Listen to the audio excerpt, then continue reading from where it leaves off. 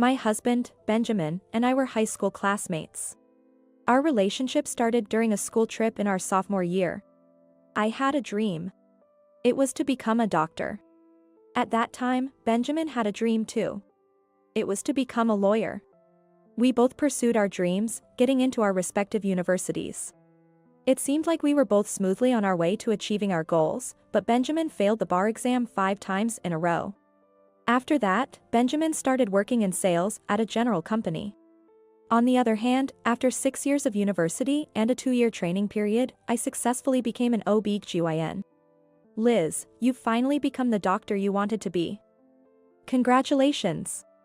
Benjamin was as happy for me as if it were his own achievement. Thank you. I think it's going to get even busier from now on. I'm sorry if I have to cancel our dates more often than before. There were several times during my residency when I was called in for emergencies. Now, as a fully fledged doctor, I have to work with even more responsibility. Especially in obstetrics and gynecology, we can't schedule the birth of children to coincide with our convenience.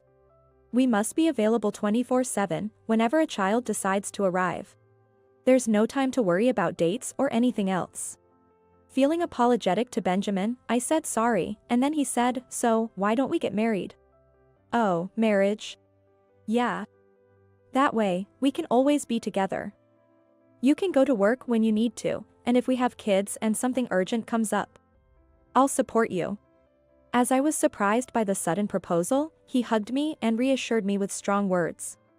I remember answering, "I'd be honored," while crying. Working in obstetrics and gynecology is the only field where you can be part of the miracle of life. Of course, we also treat illnesses, but there's a joy in this field that you can't find in any other. I could say it's my true calling. Now, I'm 35 years old. I've been working as an OB/GYN for 9 years. I've been present at numerous births and have delivered many babies myself. However, Benjamin and I have been married for 7 years, and we don't have any children of our own.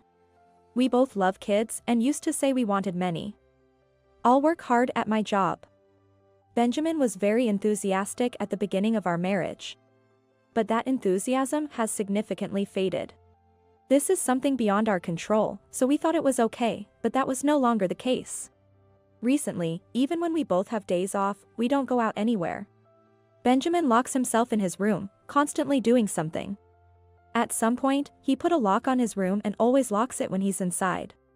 At the beginning of our marriage, we used to sleep together in the same bedroom happily. However, due to my job, I sometimes have to leave the house in the middle of the night. So we decided to sleep in separate bedrooms not to wake Benjamin up. Also, when I'm away for late shifts or night shifts, Benjamin comes home late. How do I know? Because we have a dog. To keep an eye on the dog at all times, we've set up a surveillance camera in the living room where the dog's cage is. The camera is set to send notifications to our phones when someone comes home, so I can tell when Benjamin gets home. Of course, Benjamin knows about the camera, and we can both access it from our phones. Then, one day, I received a notification at an unusual time when I was on a night shift. It was my night shift, but it appeared that he had returned home at the regular time. Normally, I wouldn't have thought much of it, but I felt something was off with that notification sound. Since I was on a break, I immediately checked my phone, and there I saw Benjamin and the legs of a woman wearing a skirt. What is this? I couldn't help but exclaim in the break room. The nurses around me asked what was wrong, but I just smiled and said it was nothing. After that, I started receiving more notifications of Benjamin coming home at regular times on the days I had night shifts.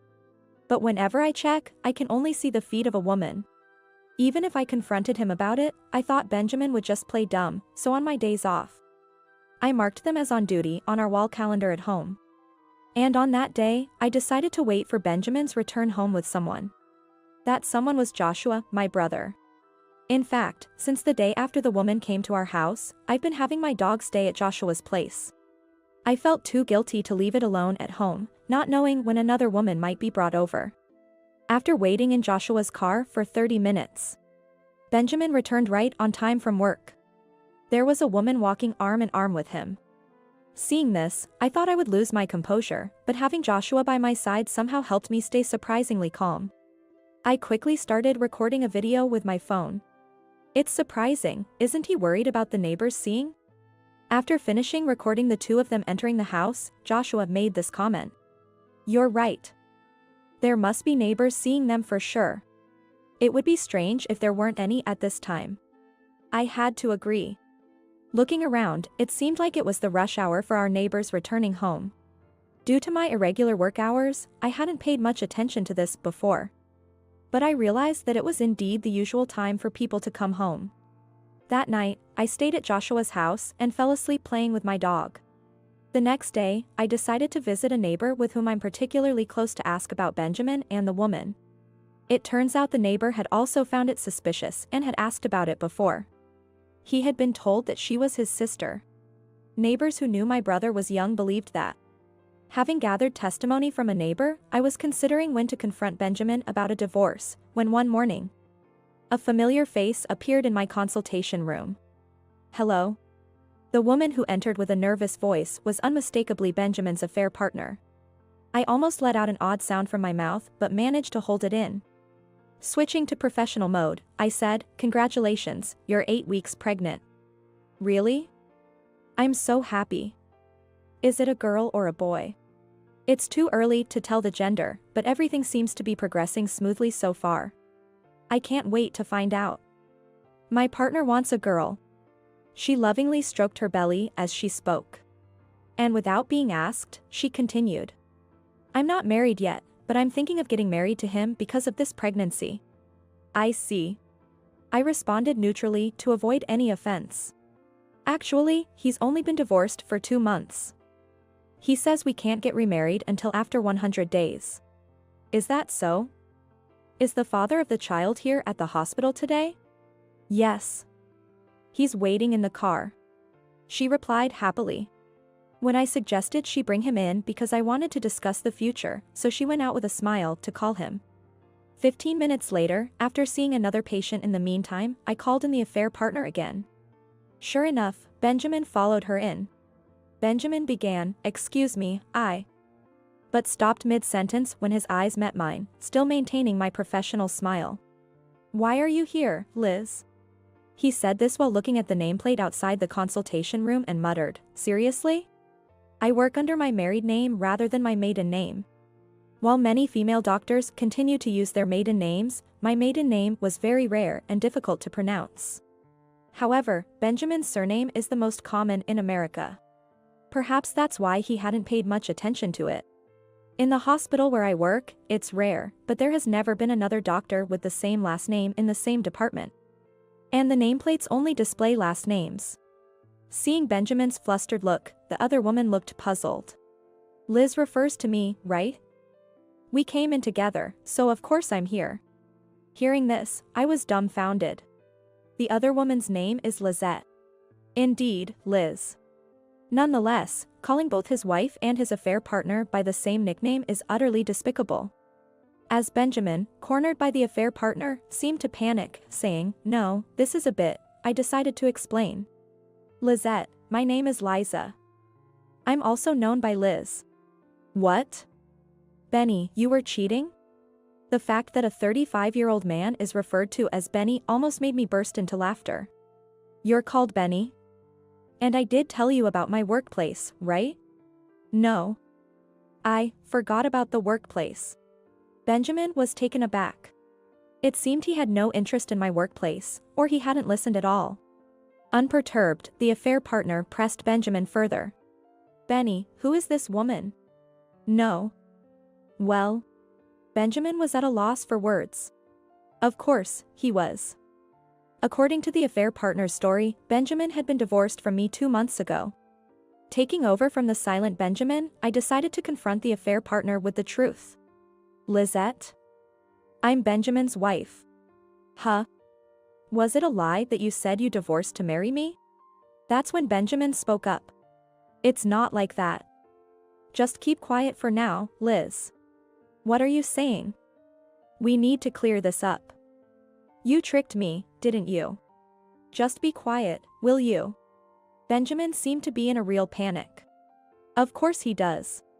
No one could remain calm when caught lying in front of their spouse and being confronted by an affair partner. When did you start your relationship with Benjamin? About a year ago. Unlike Benjamin, the affair partner honestly answered my question. I see. So, you knew Benjamin was married and still dated him? But Benny said his wife was always cheating, and their marriage was already falling apart. Even so, being involved with a married man is a matter of compensation. I responded with a smile. But he's already divorced, so it's fine, right? We're not divorced. At this point, Benjamin tried to silence Lizette again. However, this sparked an argument in the consultation room. Several nurses noticed the argument and came into the room. To avoid disrupting the rest of the consultations, I had called security to escort the two out. That night, I arranged to meet with both of them at a cafe to discuss. Since I needed to plot an operation, I called my brother Joshua during my lunch break to share the details and have him join the evening discussion. After hearing the whole story, Joshua asked, "This might be weird to ask, but didn't you guys have kids?" Hearing that, I exclaimed, "That's it." Thank you, Joshua, and, forgetting my age, hugged him tightly, messing up his hair. This would surely be a further blow to Benjamin. Stop it. Joshua pulled away and said, "If there's anything I can do to help, just let me know," offering his support. I no longer had anything to fear. I'm about to give Benjamin and his affair partner even more punishment. That night, as I waited with Joshua in a cafe for them, they showed up and immediately said, "You're cheating too, aren't you?" Joshua then spoke up. "Long time no see, Benjamin. How have you been?" "What? You are?" "No way." "Yes. I was still in my teens when you two got married. Joshua and I are 9 years apart." It's no wonder Benjamin didn't recognize him, because he had get much more mature over the last 7 years. Furthermore, Joshua continued with a sharp gaze, "I'm here as a witness today, so please cooperate." A witness? Benjamin was dumbfounded. In fact, Joshua had become a lawyer. And not just any lawyer, but one specializing in divorce cases. Knowing Benjamin had repeatedly failed the judicial Scrivener exams, Joshua had been considerate not to bring it up. Let's get back to what we were discussing earlier. "Here, I brought this," I said. I handed over an envelope. Inside was a divorce petition already filled out. "I'm going to take this to the court right now." "What? You're quite considerate to bring this yourself," Benjamin said with a triumphant tone, different from the morning. "And quickly accepted our divorce." Lizette was elated. In 100 days, I'll officially become the wife of a CEO. However, I immediately asked her, "Wife of a CEO?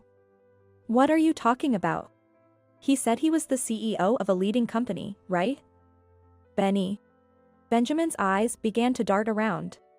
"Well, that's right." I couldn't stop laughing. Lizette looked puzzled at me, clutching my stomach in laughter. "What's so funny?" "Oh, I'm sorry. Who did you say is the CEO?" "Benjamin is just an ordinary employee. And that house is in my name. Besides, there's no waiting period for men to remarry after a divorce," I explained. Hearing this, Lizette was furious. "What? Benny, how many times do you need to deceive me before you're satisfied? I've had enough." "You mean you didn't love me? Well, I thought you were rich and owned a big house. I wouldn't fall for an old man like you otherwise." Joshua and I couldn't help but smile as we watched the two argue. This was the moment I decided to push Benjamin even further down. I smoothly handed Benjamin a document. "What's this now?" Benjamin, gruffly taking the envelope, began to tear it open. Seeing the contents, his face turned ashen. "What is this? You know that time in the past when we were both trying to get pregnant because we couldn't conceive? Here are the results. I didn't tell you because I thought you had your pride. Is this really mine?" "Yes. It seems you can't have children, but whose child is in her belly, I wonder." I confronted him with the test results we had investigated in the past. According to those results, Benjamin was infertile. I had reconsidered our situation, thinking that we could live happily together without children, so I never told Benjamin the results. Lizette began to make a scene without considering the place. "I wasn't told about this. That he couldn't have children." "What? It's not my child? Could the test results be a lie? To Benjamin's naively hopeful remark, Lizette continued. If you're infertile, you're not the baby's father.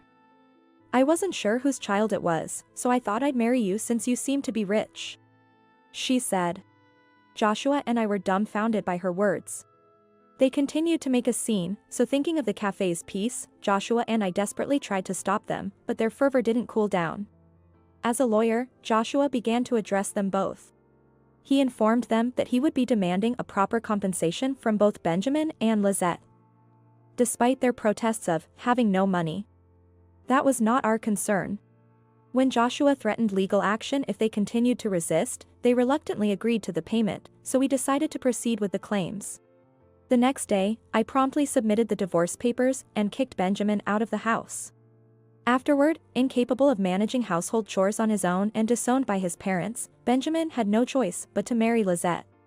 It seems he desperately wanted children, so he decided to raise the child of uncertain paternity as his own. Lizette probably thought it more advantageous to have him to support the child while paying the compensation together than doing it alone. Benjamin is working like a Trojan to pay off the settlements for both of them. Lizette has decided to put the child in daycare and work part-time once the baby is born. Meanwhile, I sold the house and stayed with Joshua until I found a new place. When I was about to move into my new home, Joshua expressed his wish for me to stay, but I brushed it off, joking, if I stay, you'll never get a girlfriend. Of course, I took the dog with me, and we're living together in the new house. I hope to continue being involved in the birth of many lives through my work.